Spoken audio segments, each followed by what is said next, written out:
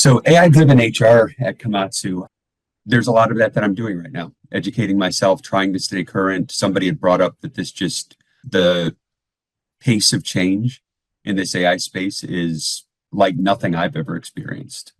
And I talked to, some of our Microsoft, SAP people that live and breathe in this space, and they're saying the same thing. They're saying, well, what I thought I understood a month ago has changed by the time I'm trying to implement. And that creates all kinds of challenges, obviously.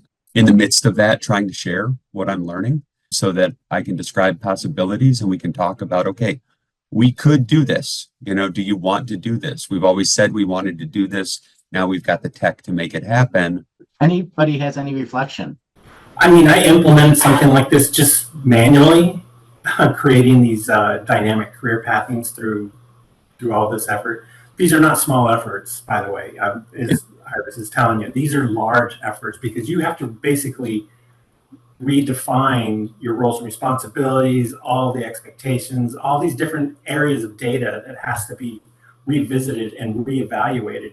And that alone will take, I'll use finance as an example. That's what I did it with a finance group, the entire finance organization of over 5,000 people. And we had to redefine the entire set of data for that career pathing role experience that we wanted to get and tie it back to learning, tie it back to all the roles and the defined roles responsibilities that are in the HR system.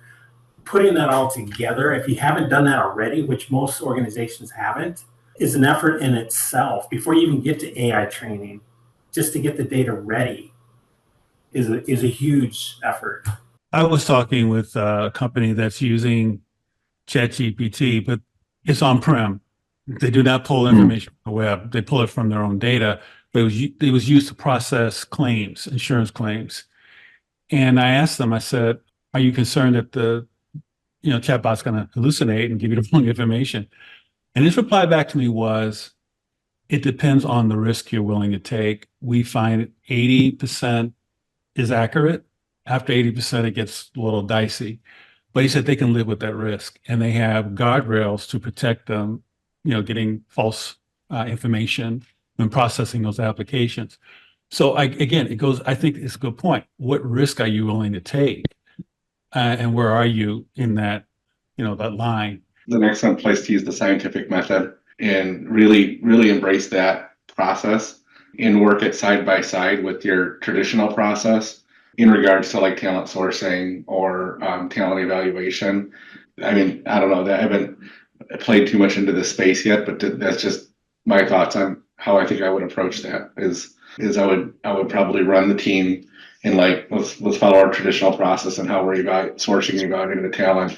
And I would play around and run a couple different experiments following the scientific method and then kind of look at the results of that compared to the results that came and see what's different. And then what can we learn from that? I'm not sure if anyone has seen this yet, but the work of Dr. Joy Lo-Wimmy from MIT, she now operates Algorithmic Justice League, and she has a Netflix documentary called Coded Bias that I think really seamlessly talks about how algorithms function as well as what data can influence how an algorithm functions. So the data set was very much controlled, but then the algorithm, how the variables were weighted and what was valued was unknown. So that becomes the new black box, not the data.